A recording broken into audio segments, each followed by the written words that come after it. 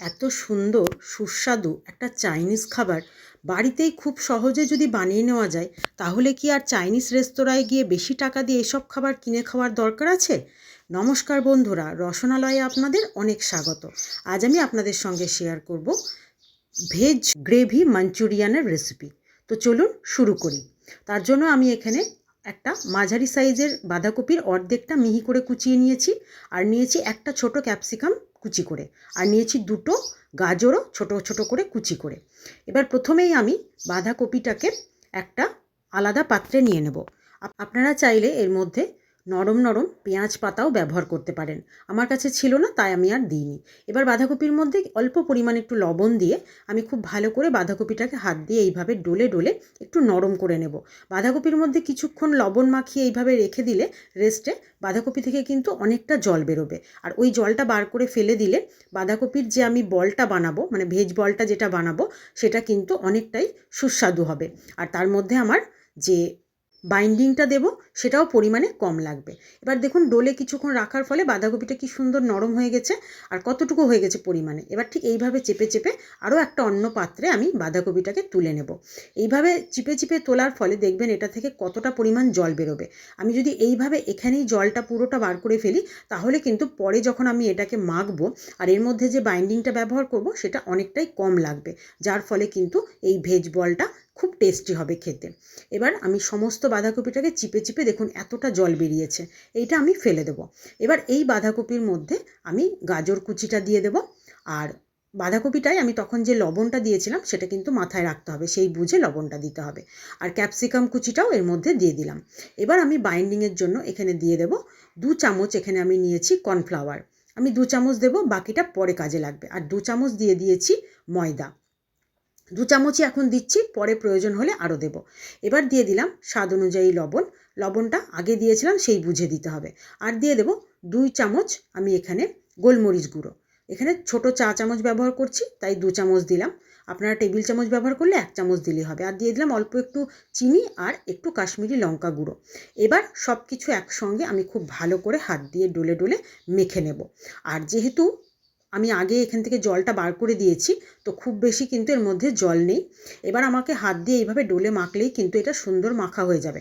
আর যদি মাঝে মনে হয় একটু বাইন্ডিংয়ের প্রয়োজন আছে, তাহলে অল্প একটু ময়দা এর মধ্যে ব্যবহার করতে পারেন। আমি খুব সামান্য পরিমাণ ময়দা দিয়েছি, আমার লাগলে আমি আরও একটু দিয়ে দেবো। এবার দেখুন কত সুন্দর করে এটা একদম রেডি হয়ে গেছে। বোঝাই যাচ্ছে এটা খুব সুন্দরভাবে মাখা হয়ে গেছে। আর দেখেছেন জলের পরিমাণটা কিন্তু একদম নেই। এবার ঠিক এইরকম সুন্দর করে মেখে নিয়ে এটাকে রেখে এবার আমি হাতটা ধুয়ে পরিষ্কার করে নিয়ে এবার হাতের মধ্যে একটু তেল বুলিয়ে নেব। তারপর যে এই বলগুলো, ভেজ বলগুলো আমি সুন্দর করে নিজের পছন্দ অনুযায়ী বড় বড় যতটা প্রয়োজন সেই অনুযায়ী সাইজটা করে এইভাবে বলগুলো বানিয়ে নিতে হবে। নতুন পুরনো সকল বন্ধুকে আমার চ্যানেলে স্বাগত জানিয়ে যে সকল বন্ধুরা নিয়মিত আমার ভিডিও দেখছেন, আমার পাশে আছেন, তাদেরকে আমার অসংখ্য ধন্যবাদ। আর যে সকল বন্ধুরা আজকেই হয়তো ভিডিওটা প্রথম দেখছেন, এখনও চ্যানেলটি সাবস্ক্রাইব করা হয়নি, তারা প্লিজ চ্যানেলটি সাবস্ক্রাইব করে পাশে থাকা বেল আইকনটি প্রেস করে দেবেন। নতুন নতুন ভিডিওর নোটিফিকেশান সব আগে আপনাদের কাছে পৌঁছে যাবে। আর যে সকল বন্ধুরা ফেসবুক পেজ থেকে এই ভিডিওটি দেখছেন, তারা অবশ্যই পেজটি ফলো করে দেবেন। এইরকম সুন্দর সুন্দর অনেক রেসিপি পেয়ে যাবেন। এবার আমি তেল গরম করে যে বলগুলো প্রথমে বানিয়ে নিলাম সেইগুলো আগে ছেড়ে দেব। তারপর বেশ সুন্দর করে সোনালি রং করে ভেজে নেব। আর বাকি যে বলগুলো এখনও বানাতে বাকি আছে সেগুলো বানিয়ে নেব। এটা ভাজা হতে হতে আমি দুবারে বলগুলো বানিয়ে ভাজবো। আর পুরো বলগুলো বানানো পর্যন্ত কিন্তু এটা রেখে দেবেন না, তাহলে কিন্তু এটা নরম হয়ে যাবে। এবার প্রথমে যে কটা বানাবেন সেই কটা ছেড়ে দিয়ে আবার বাকি কিছুটা বানিয়ে নেবেন। এরপর প্রথম ব্যাচের আমার এই বলগুলো বেশ সুন্দর সোনালি রং করে ভাজা হয়ে গেছে, এটাকে আমি তুলে নেব। আর ঠিক এই রকম করেই ভাজতে হবে। আর এই ভাজা অবস্থাতেও কিন্তু এটা খেতে দুর্দান্ত লাগবে। মনে করলে এই রকম ভেজে আপনারা সন্ধেবেলা চায়ের সঙ্গে খেতেই পারেন, এটাও বেশ সুস্বাদু। এবার আমি বাকি বলগুলোকেও ঠিক একইভাবে ভেজে তুলে নেব।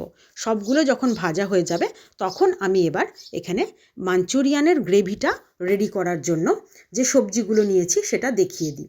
এখানে আমি নিয়েছি বেশ বড় বড় ক্যাপসিকাম টুকরো করে, পেঁয়াজও বড় টুকরো করেছি, আদা কুচি আছে কাঁচা লঙ্কা কুচি, আর রসুন কুচিটা একটু বেশি লাগবে, তাহলে কিন্তু মাঞ্চুরিয়ানের গ্রেভিটার টেস্ট বেশি হবে। এবার তেলটা আমি একটু কমিয়ে নিলাম ওখান থেকে। তারপর কড়াইয়ের মধ্যে আদা, কাঁচা লঙ্কা আর রসুন কুচিটা প্রথমে দিয়ে দেব, দিয়ে তারপর একটু ভালো করে ভাজতে দেব। এই ভাজা হতে হতে আমি একটা সস রেডি করে নেব। এটা ভাজা হোক, তার মধ্যে আমি সসটা রেডি করি চলুন। প্রথমেই একটা বাটির মধ্যে আমি 2 টেবিল চামচ টমেটো সস বা টমেটো কেচাপ যেটাই আছে সেটাই নিয়ে নেবেন। আর দিয়ে দেবো 1 চামচ চিলি সস, আর দিয়ে দেবো 1 চামচের থেকে একটু কম সয়া সস। এবার তিনটেকে খুব ভালো করে মিশিয়ে নেব। মিশিয়ে নেওয়া হয়ে গেলে, আর তার মধ্যে কিন্তু আমার এদিকে আদা, কাঁচা লঙ্কা, রসুনটা ভালো করে ভাজা হয়ে গেছে। এবার আমি এর মধ্যে পেঁয়াজ আর ক্যাপসিকামটা দিয়ে দেব।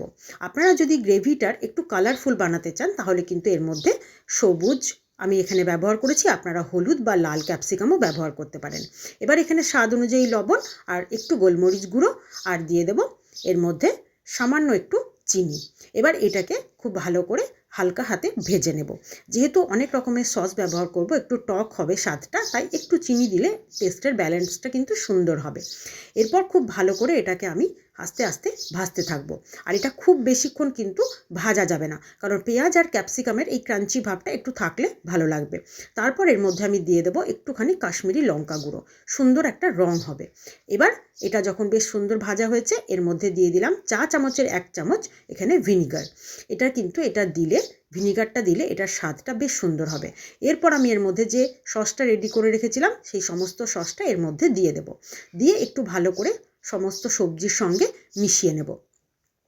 মেশানোটা হালকা হাতে করে নিয়ে তার মধ্যে আমি যে সসের বাটিটা ধুয়ে সামান্য একটু জল দিয়ে দেব।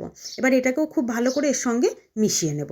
এরপর আমার যে কর্নফ্লাওয়ারটা রাখা আছে, আমি সেই কর্নফ্লাওয়ারের মধ্যে অল্প একটু জল দিয়ে খুব ভালো করে গুলে নিয়ে কর্নফ্লাওয়ারটা আমি এর মধ্যে ঢেলে দেব। কর্নফ্লাওয়ারটা কিন্তু আমি প্রথমে বেশিটা ব্যবহার করছি না, যদি প্রয়োজন হয় পরে আরেকটু দিয়ে দেবো, কারণ বেশি দিলে খুব বেশি ঘন হয়ে যাবে, তখন আর ভালো লাগবে না। এবার কর্নফ্লাওয়ারের বাটি ধুয়ে একটু জল দিলাম, আর বাকি পরিমাণ মতো আমার যতটা জলের প্রয়োজন সবটাই এই সময় আমি এর মধ্যে দিয়ে দেব। এবার খুব ভালো করে এটাকে মিশিয়ে নেব। তারপর ঢাকা দিয়ে ফুটতে দেব। একটু ফুটে উঠলেই কিন্তু দেখবেন গ্রেভিটা সুন্দর ঘন হয়ে গেছে। এই রকম ঘনত্বই কিন্তু আমাদের প্রয়োজন। এবার যারা মাঞ্চুরিয়ান একটু শুকনো ড্রাই পছন্দ করেন তারা গ্রেভিটা করা যাবে না, সেটা মাঞ্চুরিয়ান যেহেতু হবে, আর আমি এখানে গ্রেভি মাঞ্চুরিয়ান করছি, ওই জন্য একটু গ্রেভিটা করলাম। এবার এর মধ্যে ভেজে রাখা বলগুলো সব দিয়ে দেব। তারপর বেশিক্ষণ ফোটানোর দরকার নেই, একটু ঢাকা দিয়ে 1 মিনিট কি 2 মিনিট মতো রেস্টে রেখে আমি এটাকে নামিয়ে নেব। আমার কিন্তু ভেজ গ্রেভি মাঞ্চুরিয়ান একদম রেডি। আর এটা কিন্তু ফ্রাইড রাইস বলুন বা রুটি, নান, সব কিছুর সঙ্গে দুর্দান্ত লাগে, আপনারা সকলেই জানেন। তো আমার আর নতুন করে কিছু বলার নেই। এইরকম সুন্দর একটা রেসিপি চাইনিজ আপনারা বাড়িতে তৈরি করে ফেলুন। আর রেসিপি ভালো লাগলে অবশ্যই লাইক, শেয়ার, কমেন্ট করতে ভুলবেন না। আবারও নতুন কোনো রেসিপি নিয়ে চলে আসবো। আজ এই পর্যন্ত।